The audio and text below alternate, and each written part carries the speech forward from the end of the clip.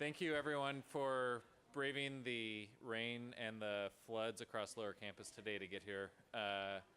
As a native Southern Californian, I was happy to be inside in this room all morning and not wading my way across campus. I want to welcome you to our panel this afternoon on Laudato Si and Catholic social teaching.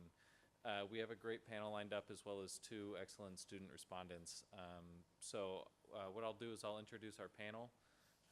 Each of them will speak briefly, and then I'll introduce our two student respondents who will get the conversation going amongst the panel, and then we'll open up the floor to questions from all of you. So our first speaker this afternoon is Professor Marianne Hinsdale. Professor Hinsdale is an associate professor of systematic theology in the theology department here at Boston College and a vowed member of the Sister Servants of the Immaculate Heart of Mary, Monroe, Michigan. She received her Ph.D. from the University of St. Michael's College in Toronto and later taught at the College of the Holy Cross and St. John's Provincial Seminary in Michigan. She currently serves as co-director of Catholic Studies here at BC. Professor Hinsdale is the author of Women Shaping Theology, and it comes from the people, community development, and local theology. She has also edited several volumes of feminist theology and is an active member of the research group in communicative theology connected with the faculties of Tübingen and Innsbruck in Germany. In 2002, she received the Anne O'Hara Graff Memorial Award from the Women's Seminar in Constructive Theology from the Catholic Theological Society of America,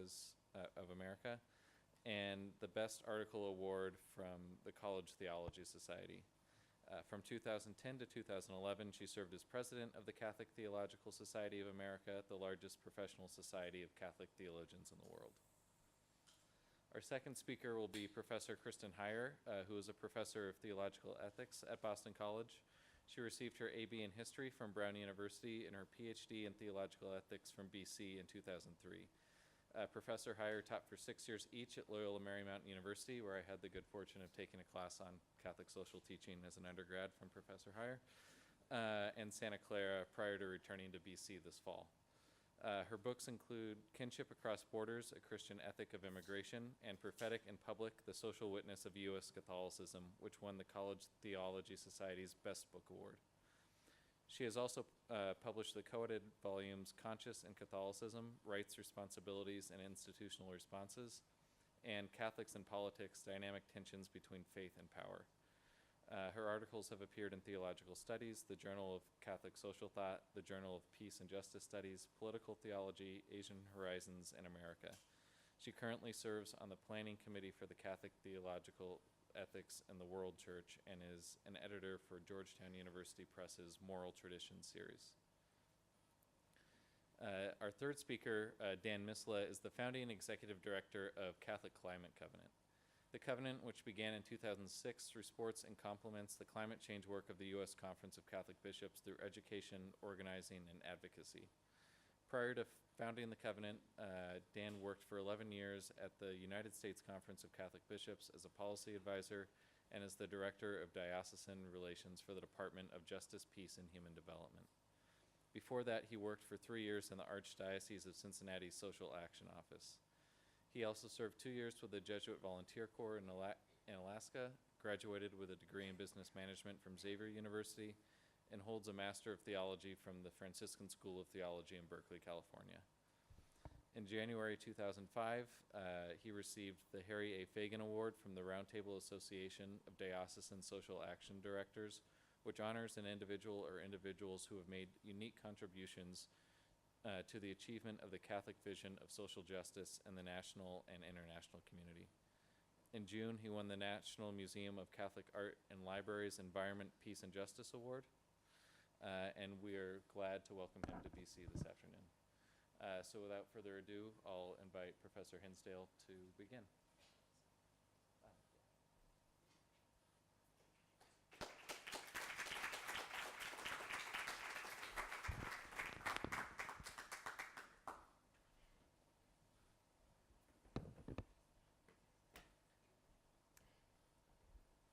Can everyone hear me?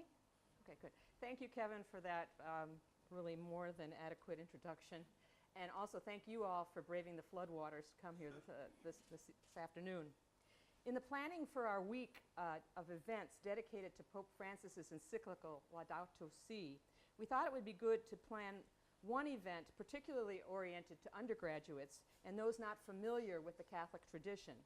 We facetiously referred to this event as Encyclical 101 or Laudato Si for Dummies. The title of the event, though, morphed into discussion on the implications of the encyclical. So we are hoping that there will be plenty of time to get to actually dialoguing about the meaning of the encyclical for us here in the United States, and in particular at Boston College. Tomorrow there will be even more concentrated attempts to ask, what can I do to make change? Unfortunately, it probably will have to change the venue since the weather doesn't seem like it's going to change. No? Oh, we're going to be soaking up the wonderful rainwater. Okay, good. So that's a good morning, but please come to that. So nevertheless, we thought it wise not to assume too much, so I'm going to be answering 4 questions. First, and you may say, oh, this is so obvious, who is Pope Francis? Second, what is an encyclical? Third, why now this encyclical? And fourth, what's it all about? I'm not really going to do too much on that fourth one because I'm going to leave that to my other 2 panelists.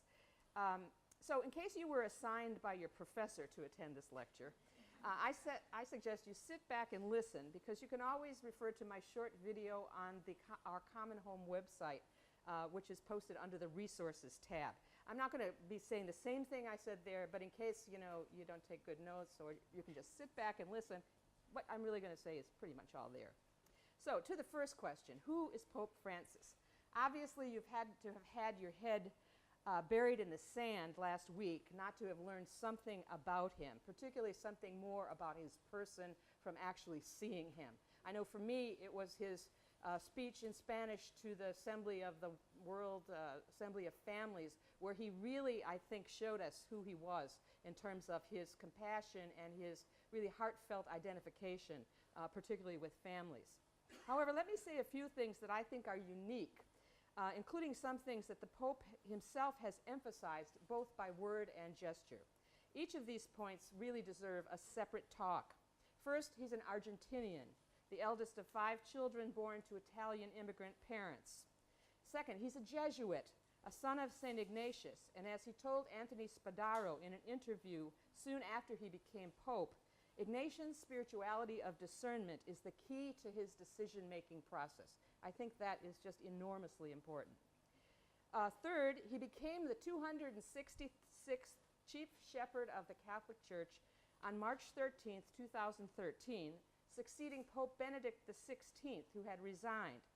That was not without precedent, but no pope had resigned since the year 1415, and so it was something of a shock to most Catholics. Upon being elected, Jorge Bergoglio significantly introduced himself as Francesco, the Bishop of Rome, and asked those who were assembled in front of the Vatican, where he came out on the balcony, to bless him. And that began a series of gestures that have endeared him not just to Catholics, but to many, many people all over the world. Gestures which show him as a humble shepherd. For example, his papal cross is an outstretched Jesus surrounded by a flock of sheep, including one over his shoulders. I think that says volumes. He had been a bishop and a cardinal archbishop in Buenos Aires, but he was not at the Second Vatican Council as the previous 4 popes were. And so we can call him truly a pope of the Second Vatican Council, shaped particularly by the council and brought up in its reforms. So to the second point, Laudato Si is technically Pope Francis's first encyclical, although his name appears on an encyclical that is called Lumen Fidei, the Light of Faith, which was issued June 29th, 2013.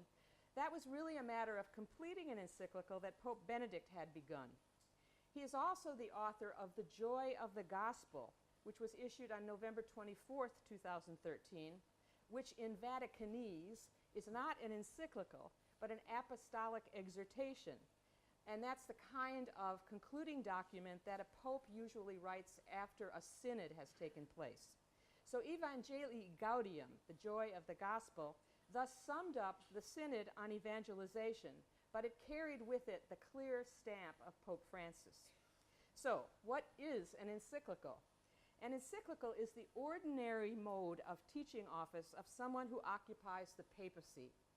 Since Leo XIII's encyclical, Rerum Novarum, on new things, many of them have addressed social issues and embody what is known as Catholic social teaching, often referred to as the Catholic Church's best-kept secret. Now, Kristin is going to talk more about that, so I'm not going to say too much what is Catholic and social teaching. But I'm an ecclesiologist, and so what concerns a lot of people is, well, what are we supposed to do with this encyclical? How important is it? First of all, it's not infallible. Okay, good. We don't have to think any more about it. No, it's authoritative. And what it means when a bishop exercises his ordinary teaching office and issues authoritative statements like encyclicals is that Catholics are expected to form their consciences in light of these encyclicals.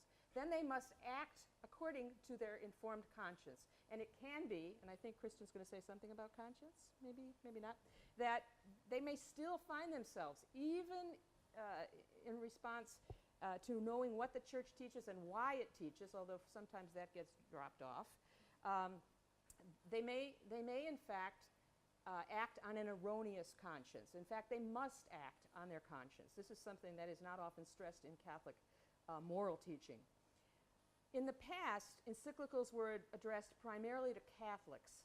However, beginning with St. Pope John XXIII, in his encyclical Pacem in Terris, Peace on Earth, which was written during the Cold War and the threat of imminent nuclear catastrophe, which, by the way, is still imminent, they have often been addressed, encyclicals that is, to the entire world.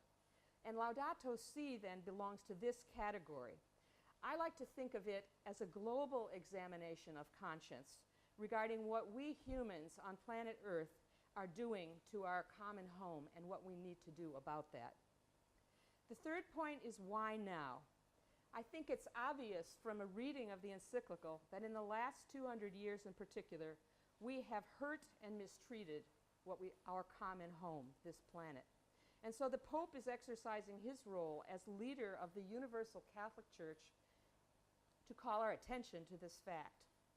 And also, as was brought up in yesterday's events, the UN Climate Change Conference, COP21, will take place in Paris from November 30th to December 11th of this year, where they will meet to consider a binding universal agreement on climate that can be signed on by all the nations of the world. So clearly this encyclical was written in part, at least, to influence possibly this conference by means of presenting a consideration of conscience. The fourth point, what's it all about? I can't really go into great detail about this, but I want to draw your attention to the structure of the encyclical. Let me just get this. When you get a chance to read it, if you haven't yet, I think it doesn't say this anywhere in the encyclical, but I think it's important to note that it draws upon the method that was used in a previous encyclical. I mentioned the encyclical of John the 23rd, St. John the 23rd now, Pacem in Terris, but John the 23rd also wrote a rather controversial encyclical, at least to many politically conservative Catholics, called Mater et Magistra, Mother and Teacher.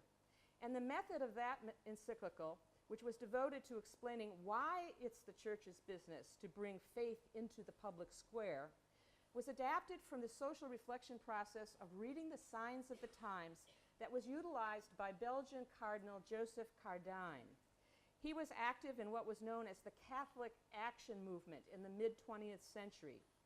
As a priest, Cardijn had ministered to poor workers and founded the Young Christian Workers. He was also one of the fathers at the Second Vatican Council who was involved in shaping, along with John Courtney Murray, the American expert who accompanied Cardinal, forgot his name, Cardinal of New York. Spellman, thank you. And Cardijn spoke on the document that was to be promulgated as the Declaration of Religious Freedom. Religious freedom, he said, quote, is not an end in itself. It is a necessary means for education in freedom in its fullest sense, which leads to interior freedom.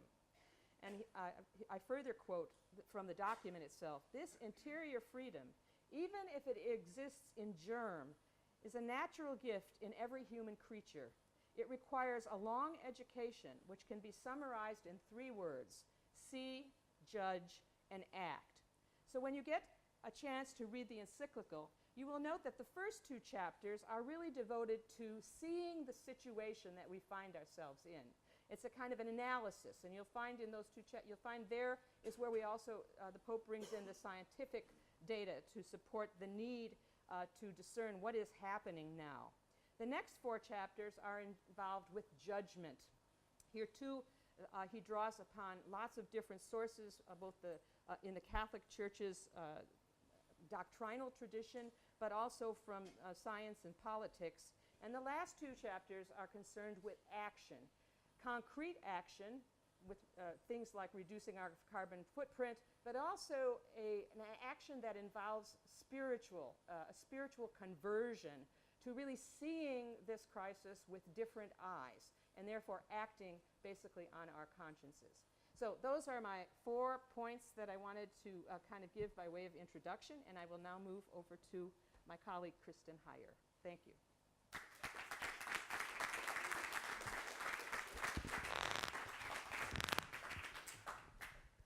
Thanks very much. Does this work for now? Okay, great. Well, thanks so much for the introduction to join you all today, and to the conference organizers. I'm really pleased to be here. And last week, in discussing the Pope's address to Congress with my Exploring Catholicism class, we talked about how during his visit, Pope Francis emphasized the gifts that members who are often marginalized in our society, even warehoused, have to bring, whether prisoners, the elderly, the immigrants. And I'm struck that in a similar vein, he frames his first social encyclical not in terms of devastation alone, but in terms of the gift of our common home, praise to its creator, and an invitation to dialogue and conversion toward its restoration. So as we just heard, the Pope explicitly adds Laudato Si to the official body of Catholic social teaching that the Church has developed over the past 125 years, really offering guidance on matters of public morality. From the era of the Industrial Revolution in the 1890s to nuclear proliferation, as Senator Markey also referenced on Monday, today to climate change, reading these signs of the times, and then using this See, Judge, Act model that Professor Hinsdale just broke down for us. And so that's what we see here in Laudato Si. An examination of the scientific findings, really in order not just to satisfy curiosity, he says, but to become painfully aware of the crisis, a consideration, a judgment in terms of scripture, Catholic social teaching, doctrine, and then proposing directives for action, ecological conversion from these harmful mindsets, unjust habits, and ineffective policy responses. So Pope Francis frames the encyclical in terms of several principles that are really at the heart of Catholic social teaching. He notes that climate is a common good belonging to all and meant for all. And I used to say that clean air was a good example when I was teaching on the common good, when I still lived in Boston before moving to Southern California, where I met Kevin. But if you move to LA, you quickly realize that your enjoyment of a smog-free neighborhood environment is directly proportionate to your proximity to the pricier coastal locations. I think you'd agree. And I think concern for similar ways in which common goods get cordoned off and equal rights unequally threatened recur throughout Laudato Si. For example, the vastly disproportionate consumption and pollution by those of us in this room compared to the dwellers of the Carteret Islands we heard about from Marian Lockery yesterday. Related violations of the common good pose public health risks and security risks across the globe. And then even domestically, environmental hazards are borne disproportionately by populations of color, those living in poverty, and those excluded from conventional political power. Beyond negotiating tensions between local and global common goods, especially as climate change increasingly causes residents to cross borders, for example, Pope Francis urges us beyond what we might think of as a solidarity in space alone, to pursue solidarity in time, cautioning of our responsibilities to future generations.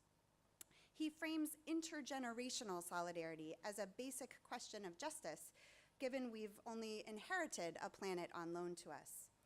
As Cardinal Turkson put it here Monday afternoon, we must consider how we can bequeath a garden rather than a wilderness to our grandchildren.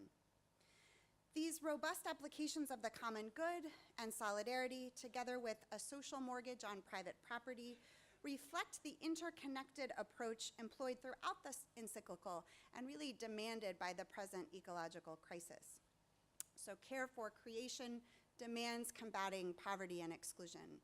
An option for the poor demands an option for the earth. The Pope emphasizes this interconnected nature of social and environmental problems and their redress in terms of an integral ecology. So, as Professor Hinsdale just noted, the encyclical's invitation to an examination of conscience invites us to reflect on our own habits and practices in its light, particularly situated in a high offending context as our own, yet one really marked by a capacity for global leadership, like we've heard this week. Given the scriptural and moral foundations in Laudato Si, if we take God's creation of our common home seriously, so if we interpret our charge to lovingly care for rather than instrumentalize the created world, then how we tread daily, how we eat and waste and adjust our thermostat and spend and commute, these practices are implicated and they're properly moral concerns. So green discipleship should not be considered simply blue state or trendy. Cardinal Turkson noted Monday that Catholic universities seek to move from moral anthropology to ethical analysis in order to see beyond the dominant culture and then respond accordingly. So the Christian claim that if we are created in the image of a Trinitarian God, then we're really made for relationship, means that we are all interconnected, even where cultural currents isolate. If the Genesis creation account underscores our intertwined threefold relationships, so the encyclical talks of our relationships with God, neighbor, and the earth, and as Francis puts it, a person grows more, matures more, is sanctified more, to the extent he or she enters into relationships, including with all creatures. Then our response, we're called to penetrate soap bubbles of indifference and repay ecological debt. Even if many of us can really afford to presume it's not yet our problem. The encyclical roots even its prudential judgments about policy directions in fundamental doctrines of faith.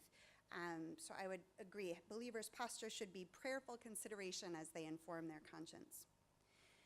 But Catholic social thought considers the need to change hearts and institutions alike in response to urgent social challenges.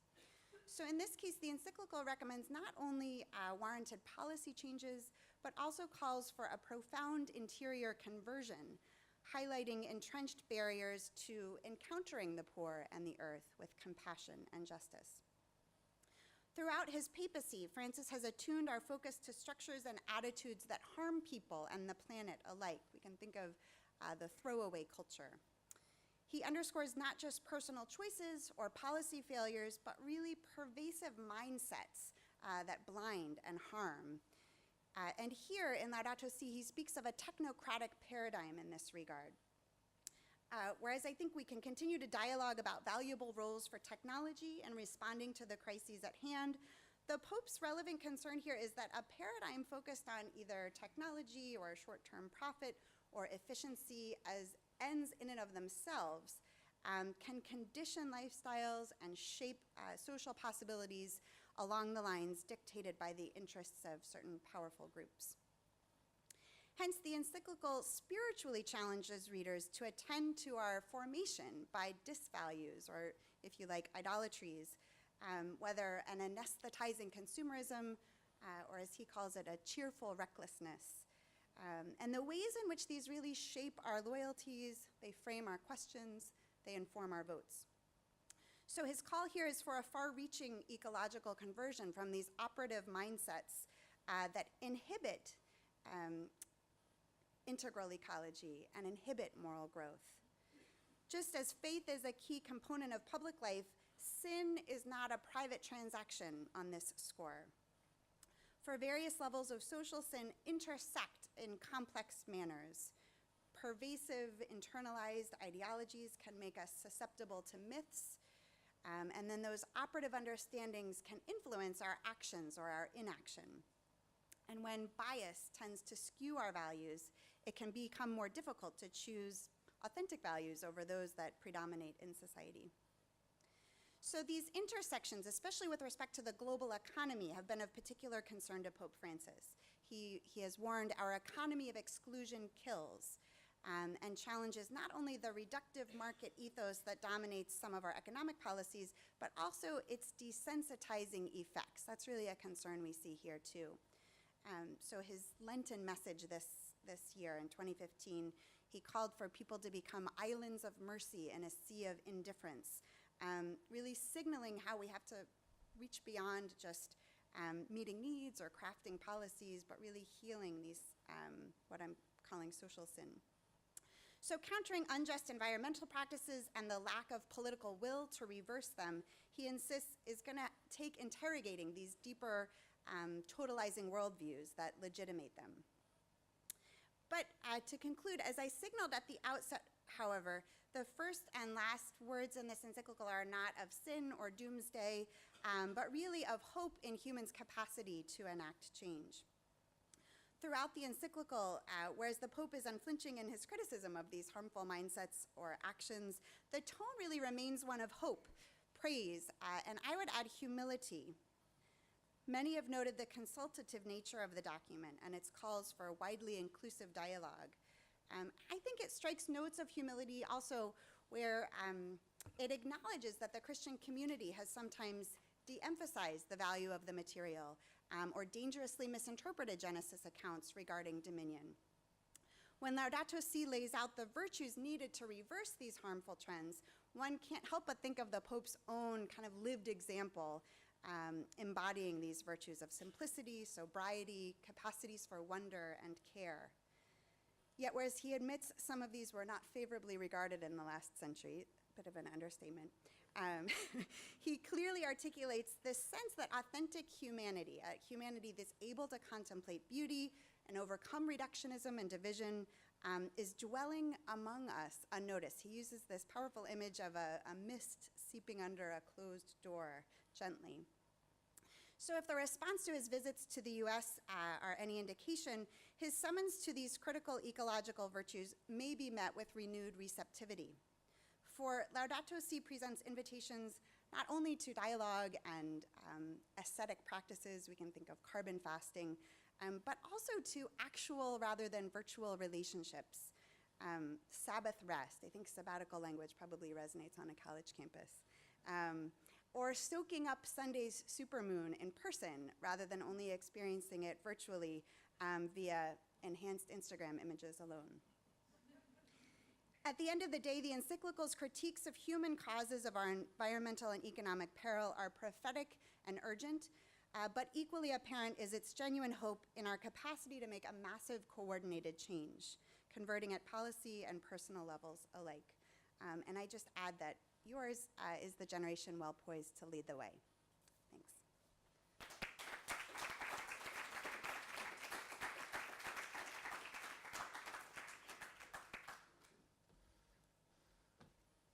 So we're going to go from brilliant papers to mediocre slides. So give me just a minute to get this loaded.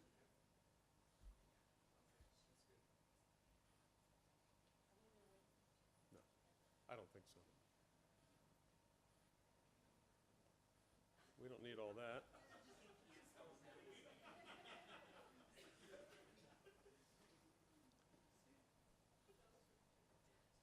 Stop. Okay. So I'm going to move this into a very different direction. Marianne and Kristin offered some, I think, some very great thoughts. How do we get rid of that permanently?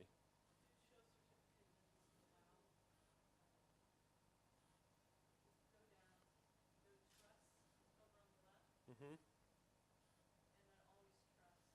Okay. It won't scroll. Do it this way.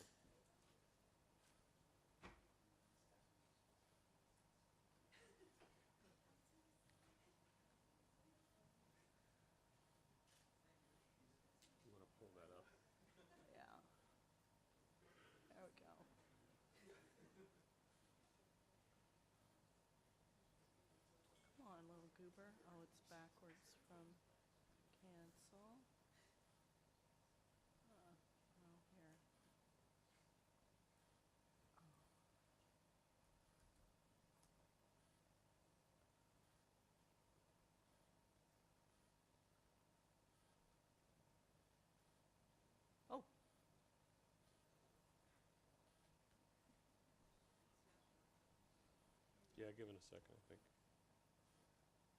Wow, this is working just dandy. Okay. All right, so what I want to do is just talk a little bit about how the encyclical has been implemented. Wow, this is really... Okay, so here we go. So who's the Catholic Climate Covenant? So I work for an organization called the Catholic Climate Covenant. We've been around since 2006. About 20 months ago, Pope Francis announced that he was going to write an encyclical on the environment, and it was like Christmas and my birthday all rolled into one. So since then, since the announcement, and then especially in the spring, we've been working to try to implement the encyclical, and I'll talk a little bit about that. So the Catholic Climate Covenant is 14 national Catholic organizations, including the Bishops' Conference and all of these other folks you see on the screen. Each of these organizations works in ways that make sense to their organization, how to implement Catholic teaching on climate change. We encourage dialogue, which Pope Francis took that tip from us when he wrote his encyclical. We build relationships between people and organizations, and we think we insert some valuable and uncommon voices in the public debate on the issue of climate change in particular. So when we, before June 18th, June 18th is actually it's the day before my birthday, so thank you, Pope Francis, for that gift. What we did was we gathered some of the smartest people around Washington and around the country and began to look at what has been said before. So if you'll recall, the church's engagement on environmental questions really came to the fore, I would say, in 1990 with St. John Paul II's World Day of Peace message. He then wrote a lot more about the environment. Benedict did as well, including his 2010 World Day of Peace message on the environment. So we looked at that. We began to shape some messages out of that because we believed, and it proved to be true, that Pope Francis was going to use a lot of those same themes in his encyclical. We then convened stakeholders. So we got some talking points that we thought were going to be in the encyclical. We convened other faith groups. We convened environmental groups. We convened other Catholic groups. And we pretty much laid out what we thought would be in the encyclical. Not knowing, no one having read the encyclical, but we thought we would know pretty much what was in there. Then in June, about a week before the encyclical was released, the bishops were meeting in St. Louis as a group, and we did a workshop and a plenary session for the bishops to, again, give them some of these talking points, tell them what we thought was going to be in the encyclical. We worked with the chairman, Archbishop Wensky in Florida, and Bishop Cantu from Las Cruces, New Mexico. They're the domestic and international policy chairman of the bishops' committees. We work with them and other colleagues at the Bishops' Conference to help get the bishops prepared. So as a result of that, and then after the June 18th release, we had that morning a press conference at the National Press Club with Cardinal Wuerl from Washington and Archbishop Kurtz of Louisville, who's also the president of the U.S. Conference of Catholic Bishops. We responded to tons of media requests, both before and after June 18th. Then through the summer, we wanted to keep it in the public eye. So we had 6 other media events, fairly significant events, in Iowa, Illinois, Ohio, Virginia, California. And then just right the week before the Pope visited, we had another press club, National Press Club conference with Archbishop Wensky and Bishop Cantu, again, to talk about Laudato Si and the environment. We developed some homilies for pastors that we sent to every parish in the country. We've developed a parish care for creation care team program. I think we have about 500 parishes that have signed up for that.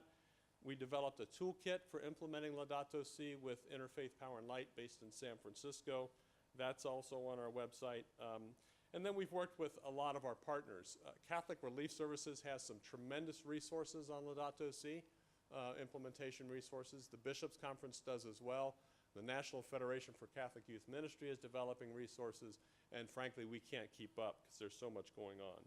So that's kind of what has happened afterwards. So within a couple of weeks, actually within a couple of days of June 18th, the release of the encyclical, we counted at least 100 bishops' statements, columns, press conferences, and so forth. We had over 2,000 media hits around the country on the press conference and subsequent media. We had over 1,000, when you combine all of the state events and those 6 state events that we had over 1,000 media hits combined with those. We've had the bishops go to Capitol Hill. Some of the bishops, with the Bishops' Conference, we work with them to get some bishops to go up to Capitol Hill and talk about the church's teaching on the environment. And as I said, and then we developed a Feast of St. Francis program on Laudato Si. So it's supposed to happen on October 4th, but it can happen actually any time. So we've had about 500 downloads of that program as we approach that date. Are we in October? We're in October. We are in October. Tomorrow's October. This has been my summer. I don't even know what day it is anymore. So looking ahead. So what we plan to do in November, November 12th through the 14th, we're working with the Bishops' Conference and Catholic University of America to do what we're calling a Theology and Ministry Conference. So on the first day, we're bringing some top theologians into town to kind of unpack Laudato Si, similar to what Marianne and Kristin did briefly here today. On the next day, the following day, we're having people from seminaries, from youth ministry, from business, from social action, adult religious education, and a bunch of others to talk about how will you implement Laudato Si in your ministry. So we're trying to jumpstart more thinking about how do we as a church implement this. We have an advocacy and media strategy around the Conference of the Parties, which is the Paris meeting that's coming up at the beginning of December. We're deepening our relationships with these 450 parishes that have signed up for creation care teams, and we're certainly inviting more parishes to do that. We're beginning to reach out into the Latino Catholic community. We know that that's in many states now the majority of Catholics are from countries in the South primarily. And we're launching a new program for dioceses to purchase renewable energy or to purchase solar. So we've got a lot in the works. As I said, our summer, and Dan DeLeo, who's a Ph.D. student here, is also a key part of our staff. So we've been very busy. This is a once-in-a-lifetime moment. There's plenty more to do, more in the days and years ahead. This encyclical will be with us forever, and we're so grateful for Pope Francis for providing this opportunity for us. So I'll stop there. You can go to our website and explore some of these things as well. And I think now we have some respondents. Is that right? Okay.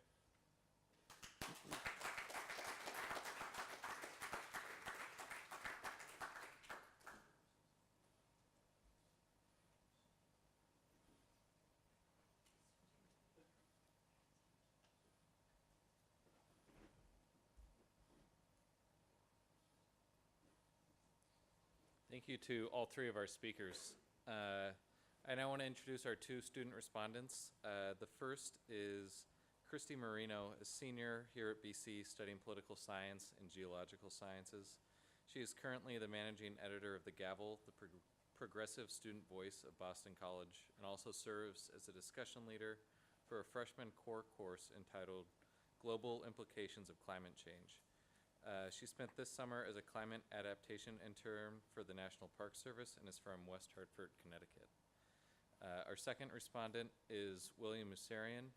He's a senior economics major and Catholic Studies minor. He is a member of Alpha Sigma Nu and Omicron Delta Epsilon. He is also a member of the College Republicans and the Student Armenian Club. So I am very grateful to both Kristin and William for offering a response to our panel today.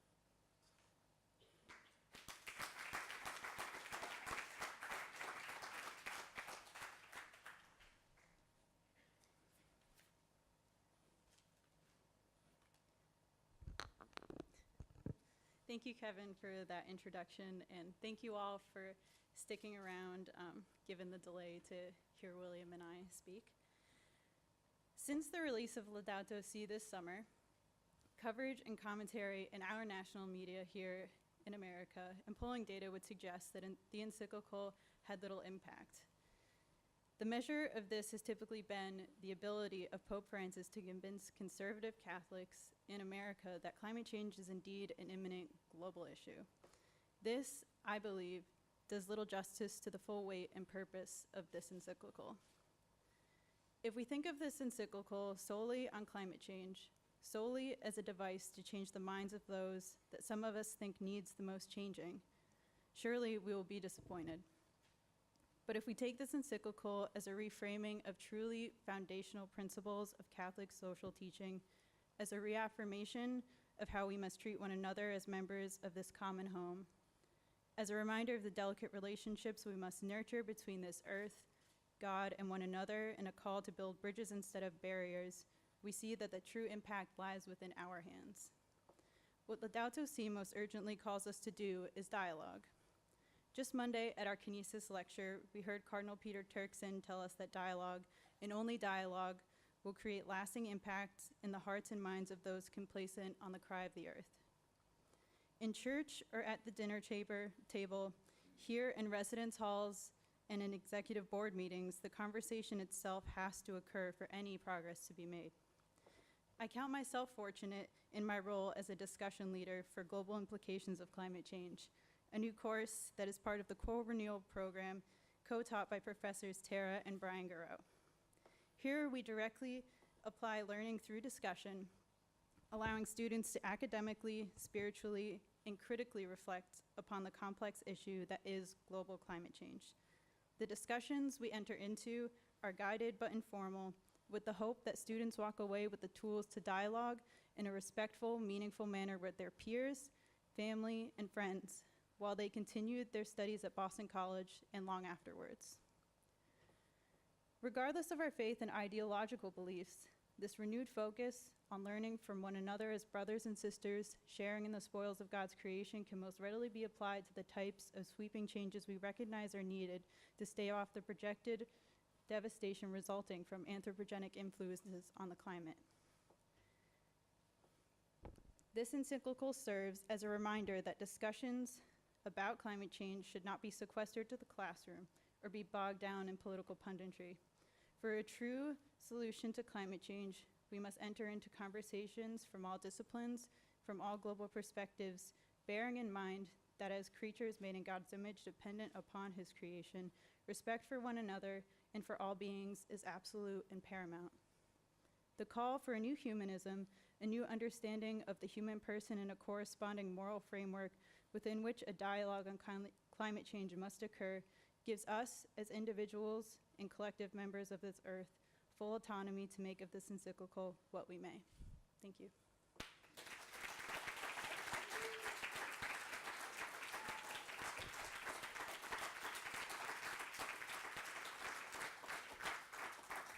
And then I have prepared one question to pose to the panel. I don't know if you'd like me to ask it now or wait until after.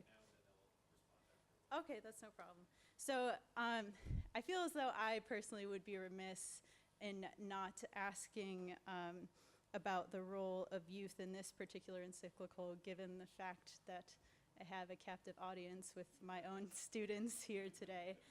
So I would be particularly interested in hearing about that from the panel. So, thank you.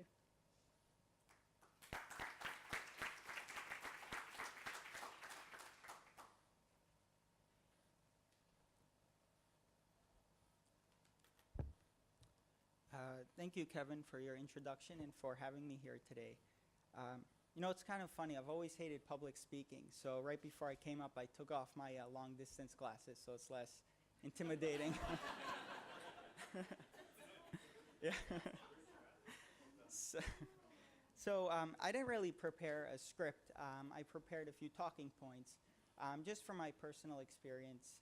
And as an economics major, I want to bring in my perspective on the encyclical.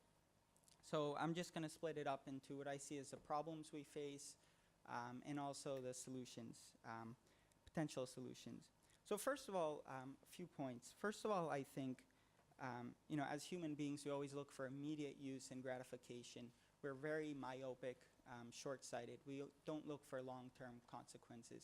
So people in just this generation don't necessarily care for their kids and their kids' kids, at least for the most part. And that's also, as I've learned, that's why, for example, we force Social Security. People don't think about their future quite as much as they should. Another thing, you may call it neoliberalism, Reaganism. Everything has a price tag nowadays. So, as an example, we're told as students to sell ourselves to employers. Our value is basically what we can give to the company. Companies don't see humans as having intrinsic value. So he gives an example, Pope Francis. He says that there's a growing tendency, despite its scarcity, to privatize water, subject to the laws of the market, even though water is an intrinsic human right. So we only see the economic calculus of things, the cost-benefit analysis. From my environmental economics course, I've learned that we are trying to quantify the benefits or the harms we do to the environment, but a lot of times that's ignored, especially in other countries like China or a lot of other growing economies. Furthermore, I think Pope Francis, he talked about the throwaway culture that we're facing. Again, with the price tag, if we don't see, if it doesn't cost us anything personally, then we don't care to reduce our consumption. Just personally, a couple days ago in the men's room, I was washing my hands, and what an example. but the kid was walking out, and he used 5 paper towels. He just kept taking them to dry his hands. It's completely unnecessary. But from the perspective of a student, it doesn't cost him anything, so he couldn't care less, and he can justify it by saying, I'm paying this much in tuition, which is a lot. Few other problems. So first of all, the other thing is we're dealing with, I think, obstructionist attitudes. A lot of people are indifferent, they don't care, or they're blindly confident in our leaders, who, if it's not in their political interest, they won't bring it up in their campaigning. Finally, I think at a macro global level, I've learned that countries such as China, they look at us and they say that you've basically had a free ride for 30 years when you were growing. Why should we cut back on our consumption when we want to grow as much as you did? So again, with the economic perspective. So what are some social changes that we can do? What are some solutions? So like we kind of touched upon, I think we need like a internal conversion. We must, as Pope Francis says, give up our greed for generosity. We must learn to give up and to give. And there must be a renewed sense of aesthetic appreciation. We may donate, and that may make us feel better, but there has to be educational and cultural values, because we will continue to waste if we do not. And I think, as Pope Francis mentions, we don't have absolute dominion. Only God, from a theological perspective, is the owner of the earth. So I think it's irresponsible for us to say that we decide how much we want to use it, because, we are only a part of nature. We're not necessarily, we can't dictate to nature. Just because, animals and plants can't talk back to us doesn't mean that we're not responsible to them. So just, unlike people who think that profit maximization is enough, we need a renewal of our relationship with nature, and a new sensitivity for all signs of life. And I just want to end before my question with an example. I learned in my history class when Christopher Columbus first came here, he saw the Native Americans. He saw, from his perspective, what he saw was all commodities. He saw the trees and he saw price tags. And he was amazed. He said that it was a paradox of want in the land of plenty. He wondered why Native Americans kept moving around, why they didn't settle in one place. And I think it's interesting because Native Americans really had an intimate understanding of their landscape. They really cared for their environment because they saw that, first of all, if they kept moving, it would reduce the strains on any one segment of the population. Also, he knew that, or Native Americans knew that food scarcities in the winter guaranteed abundance in the spring. So they sacrificed in order to preserve for the future. Christopher Columbus, on the other hand, they had a problem and they stayed in one place.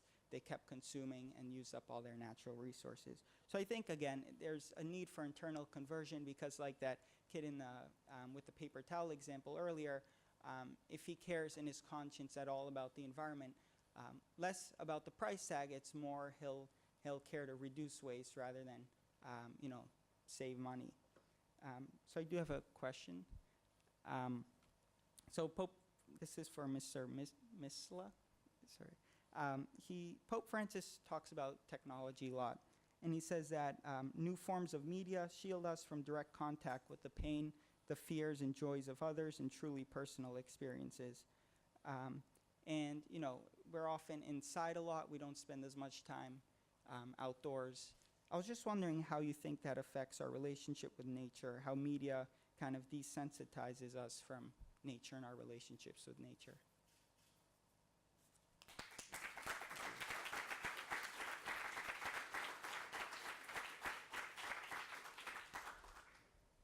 Thank you, Kristy.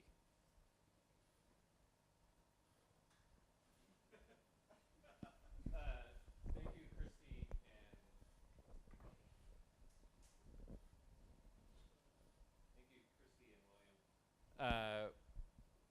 I'm going to allow the panel to respond to both of the questions that our two students just posed, and then from there, I'll have a point of discussion that we can get the panel talking about as we open up the floor to questions from all of you.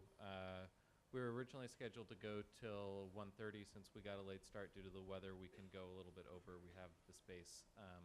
So there's no shortage of time for questions if we need them. So if you have any questions, we'll be passing the microphone around. But I'll allow the panel to begin responding to Kristy and William. This is on, I think. I can use this one. Thank you very much for great questions and also your great reflections. I have to say that in answer to what Kristy was posing about what did we think the role of youth was in this encyclical, you both did something for me because I've been so inspired, first of all, by young people. I've been teaching a course called Exploring Catholicism, which is one of our core theology courses here for 16 years, at Holy Cross 13 years. So I've been teaching this forever. But it's really only within the last about 5 years, I would say, that when I allow in the second semester students to come up with what are the hot topics in Catholicism that we want to debate and so forth, that environmental issues have come up and ecological issues come up. And they're at the top of the list, much more than what are sometimes called the pelvic issues, actually, that disturb Catholics. So I've been inspired by the energy and the involvement on things. And just as an example, when you ask that question about youth, I would say one thing that young people can do is, first of all, read this encyclical so that Catholic social teaching doesn't keep on being a best-kept secret. I think you will be so inspired in reading it and as it's been brought out here today. The other thing I would say, and this is another little anecdote, I remember getting a greeting card one time that said on it, anyone who thinks that they're too small to affect any kind of action has never been in bed with a mosquito. Okay, so you know what that's like on a summer evening, and you're camping or you're at a cottage and there's no air conditioning, and all of a sudden you hear that zzz, and you can't see it. And I've been especially inspired by 2 BC grads who actually live downstairs from me, where I live in Somerville. They graduated in 2010. At least one of them was in the Carroll School. He's now a physician's assistant working with the homeless here in Boston, and his wife, they just got married about a year or 2 ago, works for UNICEF, the UN agency that works with children. And they came to the upstairs, it's one of these triple-deckers in Somerville, to our 2 upstairs floors, I'm in the middle, and said, we want to compost. And now you have to understand, in Somerville, I have no ground, there's no grass, you can't grow anything except in pots. And I'm thinking, yeah, okay, good, what are you going to do with it? And there's this thing in our city, and there are in other cities, where they will come, give you a bucket, and you can put your compost stuff in it, and they, it costs something. It says, we want to pay for this. I don't even know what it costs. Well, what I've noticed is how drastically it has reduced the garbage that we collected. We had 3 cans for this triple-decker. We only barely fill 1. And so that's a tiny little thing, But it also acts, to me, when I'm just like lazy and I don't want to take my little plastic tea bags full of coffee grounds and eggshells down to this little bucket in our yard. It's small, but it's a kind of a conversion symbol. It reminds me. And so I think things like that, which are very, very simple. And so I really liked also, William, about your emphasis on the need for us to renew. And even though it's a little thing, the word sacrifice, that's not a real prominent word in most of our vocabulary anymore. And I think this is where it really touches us. So that's one response. Is this on? Can I use this? I just want to echo my gratitude for both of your really poised and informative and insightful presentations. In part, they answer Christy's first question. You've started us off with what can the role of youth be on this. I've worked at Boston College for 4 weeks now, so I hesitate to talk about about BC-related youth responses, but I have, like Professor Hinsdale, been really inspired over the last 12 years by students at 2 California universities and their ability to mobilize on this issue. I think I too learned from them how much this has a grip on their imagination, especially what we see in Laudato Si, that is intersections of ecological peril and inequality. So I think you all are at the kind of cutting edge of that, and whatever forms that takes. I know that there have been fits and starts for student groups at my previous universities that maybe if they didn't get the end result they wanted with the administration, they did affect major change, and kind of the compromise effects will have the decisions will have major changes in terms of those universities' environmental footprint, if you could put it that way. William, I also thank you for your question about technology. If I can jump in, I know it was to Dan. I do think in this encyclical, the Pope is careful to say technology isn't bad in and of itself, right? Or on a lot of notes in this encyclical, business talks about as a noble vocation. And I do think there's a positive potential depending on its use, right? We've seen technology's ability to connect across wide distances in terms of whether the Arab Spring or whether even just conscientization of what's going on halfway around the world that we would not want to reverse. But I really like your connection to how it can distance us from nature. I brought in, maybe you all saw this, an image that was floating around about a year ago of a man sitting on a boat hunched over, you know, this posture we all get kind of pain from the constant swiping on the smartphones. He's hunched over his smartphone, sitting on a boat as a whale is breaching right in front of him, which he's missing, but he's not missing whatever latest social media post was on his iPhone, luckily. And it's a powerful image, right, of just what you're getting at. I'd also like to say that it's not just we're indoors more and we have less time to go look at the supermoon, but also it habituates us to some of what you are raising up, like instant gratification, right? I think because we're growing up in an era, my kids are only watching shows via a DVR, it makes them impatient in other settings, right? If we're listening to a radio program, they're like, well, can you just fast forward over that part? I'm just like, actually in life, you can't fast forward over a part, but it just gives you a sense of how it depletes our patience, right? And distances us from some of these more enduring virtues that the Pope is calling for here. But thank you both so much. Great questions. Thank you for your presentations. I thought those were great. Is this on? Yeah. Can you hear me? Okay. I think anybody who's my age, I'm about 32, and has children, I think almost any of us would say that one of the reasons why we're in this work is because of young people. Because I look at my kids, I have 3 kids, and they were the ones who inspired me to get involved in the climate issue. So I think almost anybody that I've known say, well, how come you're working on the climate change issue? And they say, because of my kids. So I think that's really critical. At the same time, I think that this is so much easier to talk to young people about this. And I think, Marianne, you talked about it. I mean, young people get this issue intuitively. My oldest son, who now lives in Denver, he cleaned up. He actually was the one who got me thinking along these lines. My wife and I are not environmentalists we're not environmentalists by any stretch of the imagination, but he decided when he was about 9 or 10 to clean up a local stream, totally on his own. He organized some friends. We went up there and cleaned up the stream. And I was like, where did that come from? I had no idea. I think young people get this, so there's a real potential there for young people to move this agenda quickly. And I think the adults will follow you. I think you need to be the leaders and the adults will follow you. And in terms of technology, it's absolutely right. We need a Sabbath from technology once in a while. Just Sunday, right, Sabbath day, my wife and I are driving back. We're doing some replanting in our front yard. So we're driving back from the nursery. I have the Nationals on the radio and the Bengals game. I'm from Cincinnati. The Bengals game on my phone. And she's trying to talk to me. And she said, good God, can't you put that down and just pay attention for 5 seconds to what? And she's absolutely right. I mean, we are obsessed with our technology. So to have a Sabbath from technology, I think, is really important. The other thing is, I give a lot of talks, and almost always I say at the end of the talk, just do one thing for me, for yourself, for God, for your neighbor. Get outside.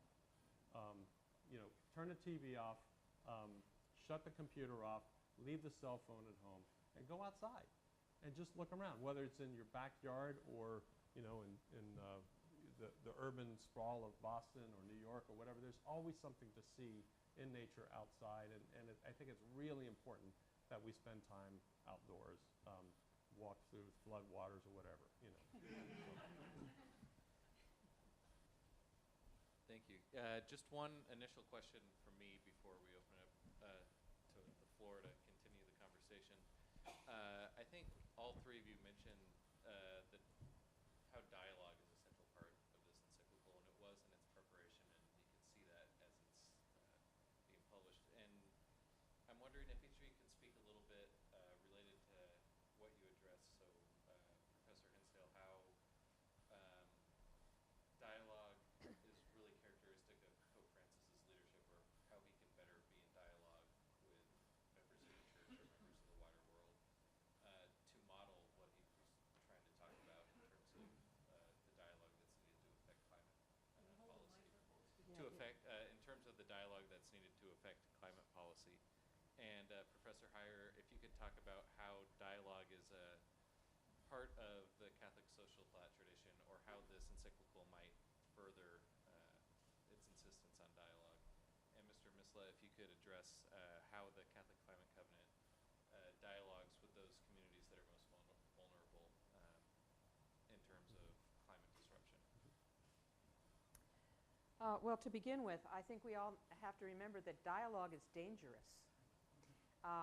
And I think Pope Francis is a risk taker in this respect, because when you say you're going to dialogue with someone, you have no control over what you might hear in response. And I think in this encyclical, you see that evidence of his willingness to dialogue, particularly in terms of the footnotes.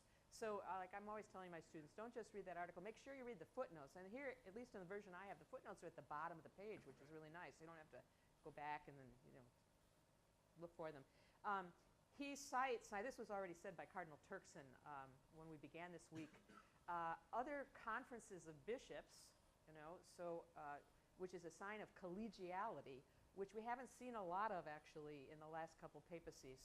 And secondly, he cites other churches. So of course he cites the Green Patriarch Bartholomew of the Greek Orthodox Church, but he also cites the World Council of Churches and other church groups. So he's very ecumenical, and that's being very dialogical. And furthermore, he also cites other religious responses. I still haven't yet had a chance to look at the statements that have come out from Islamic leaders, Muslim leaders on climate change. But there is such a thing, and I think it's encouraged by Pope Francis that we see this as our common home. So not just Catholics or even just Christians, but all religions need to be in faith dialogue about these issues. So I think that's one place, is that he's demonstrating it himself. Certainly we saw that he went to Ground Zero and participated in an interfaith prayer service. But on this particular issue, I think you'll see that there are sources within the encyclical itself that show that this is something that he's modeling really as something that we all should do. And if you think about it, I mean, we have a lot of religious differences among our various faith traditions. But on this issue, there's really not a lot of choice to have differences about whether we're going to destroy the planet or not. So I think that would be one response I would have to your question, Kevin. I was going to say some of these same things. I think we see this document as a model of dialogue with a lot of the conversation partners Professor Hinsdale named. I would also add interdisciplinary conversation partners. So as in the genre of Catholic social thought, you don't just have, as the church has always thought, therefore do X, but really a two-way street at its best of teaching and learning, listening. That was one of my reasons for emphasizing humility, because you have to have a willingness to listen, as you say, if you want to risk dialogue. And this is not an issue on which we can afford to alienate or be top-down, I think. I do think that faces a challenge. This morning's session on the media made me think of the second part of your question. We do face kind of a polarizing political culture that's not always as interested in risk-taking dialogue, open to all views, as much as reductive sound bites or kind of conforming to convenient political proclivities before they read the document and so forth. So I do think that that's an ongoing challenge, but that's why I think his mode that is not shutting down conversation or saying these three groups are part of the problem, so forget you, but really taking all comers and addressing all stakeholders. We see that again in the example of his visit and those he addresses, and his willingness to kind of learn from those who disagree with him. And if I could say one really theological thing, even though I know it's a diverse group, but we're sitting at Boston College, I think one way to think about Catholic social thought, and granted in a pretty religious or theological way, would be of dialogue between what believers understand as God's action in history, so revelation, what does Genesis say, what does the common good think, and then God's ongoing activity in the world today. So I think dialogue is really about putting those two signs of the times and what believers think God has said before into conversation. Yeah, in terms of how the covenant interacts, or how we have conversations with vulnerable communities, I have to say we don't do that directly, but a lot of our partners do. Let me just give you one example. So Catholic Relief Services operates in 100 countries around the world. They have worked for many years in Ethiopia, and I won't remember all the names of this. Joan Rosenhauer, who works with Catholic Relief Services, tells this story often, and I think it's just a really profound one. They've worked in this one community for years, and the problem was they couldn't grow enough food for the village, primarily because when the rains did come, which have come fairly infrequently, it would simply run down the hillside. So what they did was they helped the village build terraces along the hillside, and then that retains the water, and they can grow more crops, food crops. And so Joan was out in Ethiopia visiting this site, and she said to this woman, a mother of several children, she says, what has this meant to you to now have these terraced hills? And the woman said, well, what it has meant to me is that all my children survived this year. We really are talking about life and death here, and climate change is real, and we need to take it seriously, and we need to begin to help the most vulnerable communities become more resilient to what is already happening and will likely just continue to get worse unless we begin to act. So that always moves me to tears. I don't know if it did for you, but to imagine that a woman says, all my children survived this year, that's quite profound, I think.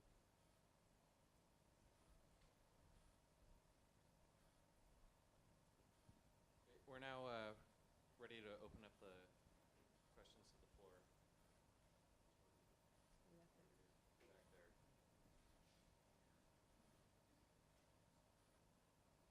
Thank you very much.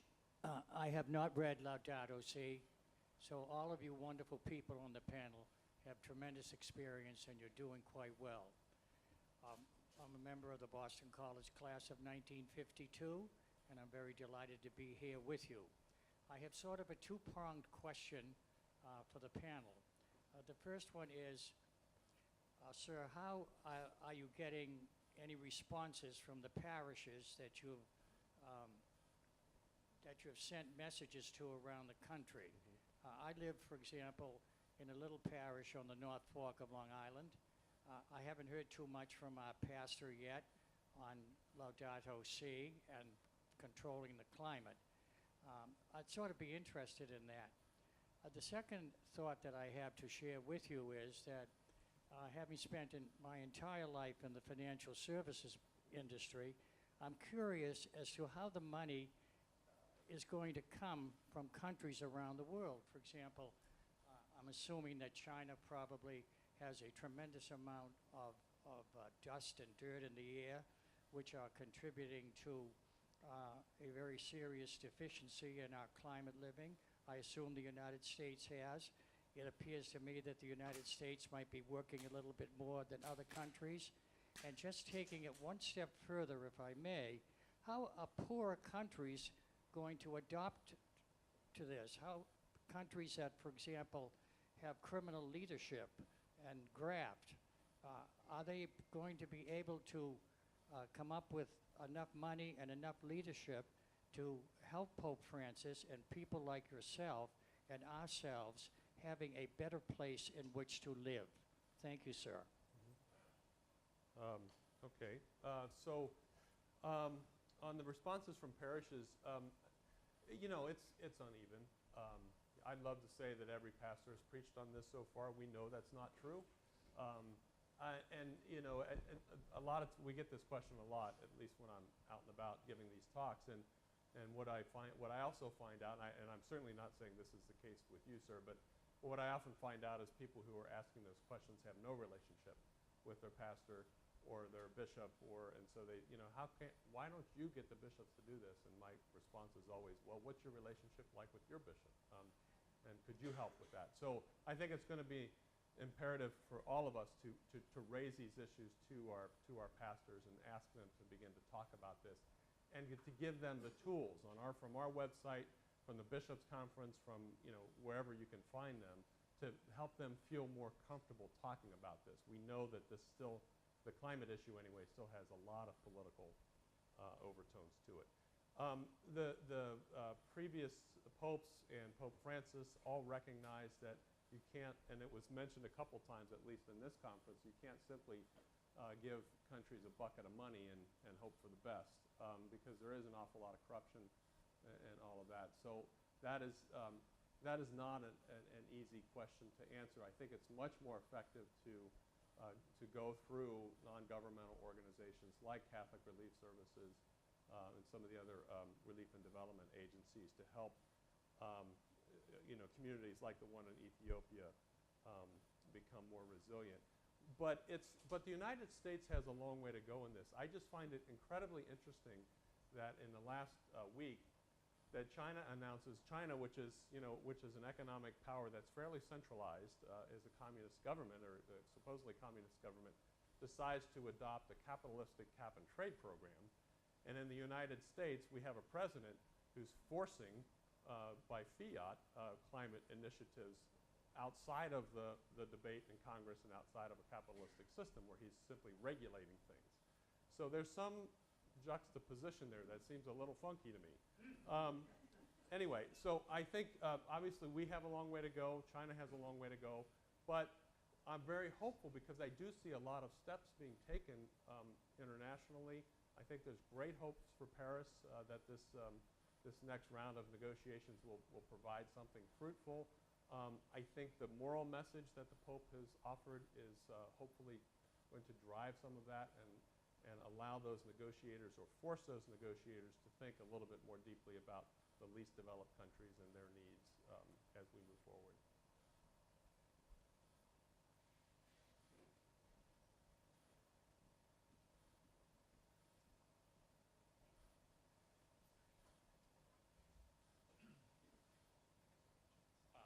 Hi, my name is Vince Maraventano. I'm a Boston College Law School class of 1977. I'm really proud to be an alum, and I want to thank Boston College for this program. It's been absolutely phenomenal. Like Dan, my concern is for that mother who says the difference has been that now all my children survive. So, you know, we know that there are now more climate refugees than refugees from war. You know, the figures about deaths from climate change, 300,000, 500,000, God knows how many. What we're hearing is that the Catholic bishops are not communicating with the priests as much as bishops in the rest of the world. Now, where Pope Francis is calling us as developed countries as being insensitive to the needs of the poor, the fact that the Catholic bishops are not conveying this message the way the rest of the world is, seems to me another example of how in the United States we're missing the boat. We are hopeful of a settlement in Paris, but I remember back to Rio in 1992, there have been many run-ups with a lot of enthusiasm that have led to nothing.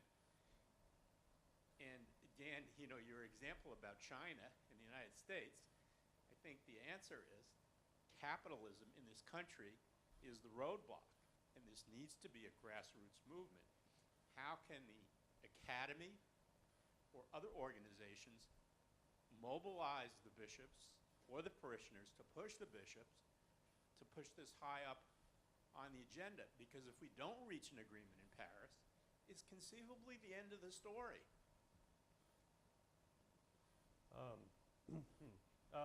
Well, I'm not sure how to answer that. Clearly, we have a lot of work to do within the church.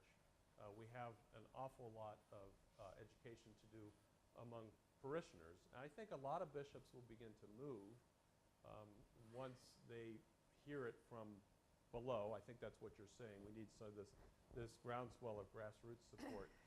But I also, you know, there's an awful lot of them that are trying more and more to be Francis bishops. They kind of get his message. They're understanding that it's easier to attract people to the faith, and therefore all of the issues, right? Climate change, abortion, whatever. If you invite them in with a smile rather than a frown. So I think there's a lot of development. Look, Francis has only been our pope for 2.5 years. You know, Laudato Si has only been out for 4 months. I mean, there's plenty of time to implement the teachings of Laudato Si and still be able to save the planet. But there is some urgency here as well. So we certainly need to push from below. Our organization is trying to work with all of these other national Catholic groups to kind of work at the grass tops level. There's other organizations like the Global Catholic Climate Movement that are pushing from below. You know, so let's work together. Let's you know, try to build a network of folks who we can rely on, so we don't feel like we have to do it all by ourselves. I don't know if that helps. But there's lots to do, and I think we still have time. Can I add, and I don't really know Dan, I promise, but to learn more about the work of the Climate Covenant has given me hope in response to this question. I think often I meet maybe people in the pews who say, how come I haven't heard about this? Or how come my bishop's not doing anything? How come this isn't making the priority list of non-negotiables or whatever you want to categorize? But to see not only the type of networking you just described, but is that a Prezi?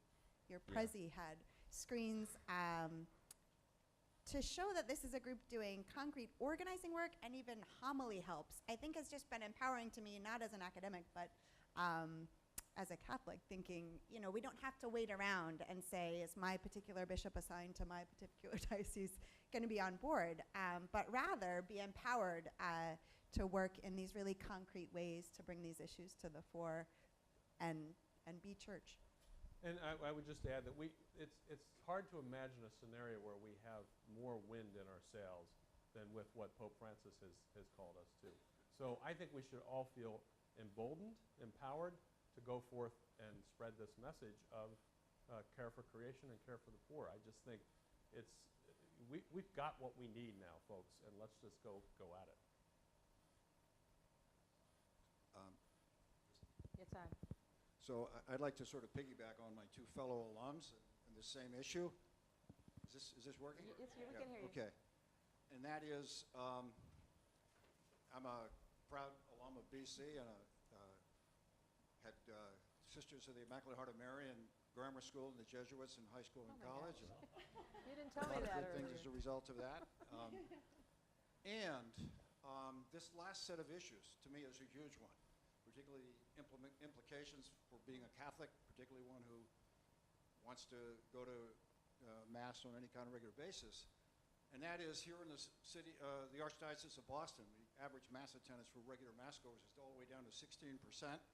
So even for those people who do go, and I am not aware of anything that's come out from Sean O'Malley or any other auxiliary bishops or any pastors in any masses I've been to in the Archdiocese since this encyclical that have addressed Laudato Si. It's very discouraging. My experience also is, again, this is a structural issue, and while I agree that most people respond better to a smile than, you know, some kind of challenge, you sort of need that sense of, like you said, dialogue, engagement. And I think, unfortunately, one of the problems with our bishops and pastors is they're very much coming out of a hierarchical versus collaborative model. And they're not eager to have laity. I've served on parish councils. You know, you're advisors. You're not part of decision making. So there's not a lot of openness, in my experience, to trying to do things differently, include, emphasize all the principles of Laudato Si. And then the irony, I guess, to pull in a final comment about young people. I don't know how many BC students still go to, who aren't Catholics, who go to Mass on a regular basis.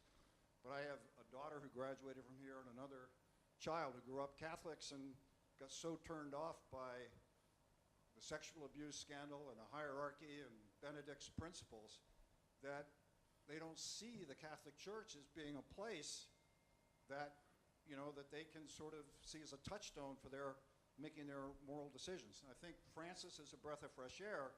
There's a big gap between Francis and the laity. And there's a lot of cultural change that needs to happen with those bishops and old-line pastors that are grown up in a different era. Well, thank you very much. I mean, I think you articulate a lot of what I hear, and particularly from many women and who feel shut out. And as much as I love Francis and I love this encyclical, I have to say I teach a course called Women and the Church, and when before Cardinal Turkson, two women accosted me, and they said, "I'm looking for Mary Ann Hinsdale," because my name was in the program, and it says I teach stuff about women, and said, "What's going on here?" That Francis. So I think I mean, this is not a bad thing. I always say it's good that women, in a sense, are excluded because it keeps us sharp to keep asking these questions. If you don't walk away in disillusionment, which I'm afraid I see happening over and over again, and as you say, particularly among younger people. But I think the very fact that Dan, his example was the woman whose, 5 children are surviving this year. The poor, when we say this, there's a preferential option for the poor that we can extend to the earth. Most of the poor are women and children who are dependent upon them. And I think those of us who have a voice, men or women, have to use it. And so I think it's been said, I also go to a wonderful parish in the Archdiocese of Boston, but there's been nothing said about Laudato Si. And I'm telling myself, I did email my pastor, actually, about this BC stuff in the website. I haven't heard any more, but I'm going to follow it up. So I think that's the thing that we need to do. And again, like that little mosquito buzzing in the summer night in your bed. No one is too small, at least to bring to consciousness. And I applaud even the things that are frustrating, that we don't seem to get very far. I know student groups that are trying to talk about divestment in fossil fuels here on campus, and the faculty group that signed a letter, asking the trustees of BC or Father Leahy, we have to keep trying. That's what dialogue is all about. You don't just say, okay, that didn't work, we'll give up. So there's no silver bullet or magic bullet. I mean, that's a terrible image, I know, but that you can propose, except to ask yourself that question. First of all, do I care enough, to keep bringing up this issue? The other thing that we can do is so we have I think there's about 25,000 people in our database right now. So one thing that we could do is we could write to all of those people in the greater Boston area and say, if someone in the Boston, if someone here would like to take the lead, to have a gathering of those folks who have signed the St. Francis Pledge or who are in our database for whatever reason, and to have a gathering somewhere in Boston to talk about these issues, we'd be happy to help facilitate that. I think we have time for one more question. Okay. I'm Tony Moreno, first year here at School of Theology and Ministry. And what I heard the economist student suggest was during a more primitive, hunting and gathering society, there's less damage to the earth, whereas nowadays we consume a lot more. And so what I'm hearing is consume less. And I take the Encyclical seriously as theological, as a way to live. And it seems like analogous to fasting on Friday, and the money you save that you don't spend on luxurious food to give it, to put it in the poor box or buy somebody else food. And I'm also hearing a desire for other people to join or to change their behaviors. What I'd like to hear from you is a recommendation to change our personal behavior and consumption, whether it's thermostat or whether it's flying less or whether it's driving less. And if anyone has like the carbon footprint or like the top line item like that accounts for the most like emissions, what is that? And then I can walk out of here with a different way to live my life that's going to matter now. And I'd like to hear that.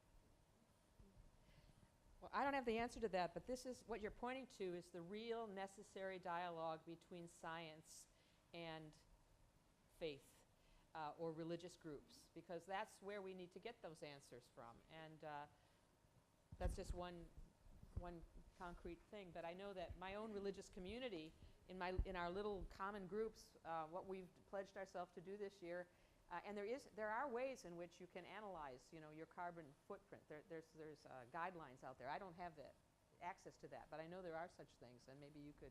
Yeah, there's a lot of carbon calculators. Yeah. I think there's one on our website. There used to be anyway. But Interfaith Power and Light has one. EPA has one. Yeah. Just look up carbon calculator and you'll find one. Air travel is certainly one of the worst.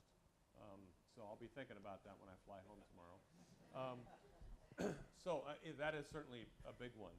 But there's ways to offset that as well. There's TerraPass you could purchase that helps to plant trees in other countries and so forth. So, not that we should not try to travel less, but if you can't avoid it, there's ways to get around some of that. Well, and there's technology. This is where things like Zoom and Skype really can help us out. Before we plan. This is kind of a local conference, but in terms of those of us who are involved in organizations, where we have to have meetings that involve people traveling from cross country, why not, use technology to at least offset that? I believe there's an entire course here, somebody can correct me, called environmental footprint or ecological footprint this year. No, with a new faculty member in Earth and Environmental Sciences. There's lots of courses that deal with this sort of thing. I was just going to say, yeah, my limited experience is that students or people who take these footprint calculation quizzes are often pretty surprised by what of their habits and practices have the worst footprint, right? Whether they had never thought about air travel or the amount of meat they eat versus vegetarian, or they don't ever take out their plugs when their things are finished charging. So I would just echo that. I would encourage you to take one of these calculators and see where can I offset or go toward neutrality in my own family's life. Just to reiterate something Professor Heyer just said, at last night's lecture in Rob Sham Theater, Graciela Cincholniski said that meat eating less meat is the single easiest thing that any person can do to reduce their carbon footprint. Can't hear you. Talk. She eating less meat is what she said. No meat, No or meat. no meat, and then she said if you can't give it up entirely, no meat or less meat. I'm sorry, you're correct. I want to thank all of our panelists and our respondents this afternoon for participating and giving us wonderful reflection on Laudato Si and Catholic social teaching. And thank all of you for braving the rain and the flood this morning. This afternoon, our conference continues at 4:30 with our Theology and Ethics panel on the theology and ethics of sustainability in Rob Sham Theater. Willis Jenkins and Aaron Lowe's will be speaking, and Grant Galicio from Commonweal Magazine will be moderating the panel. Thank you very much.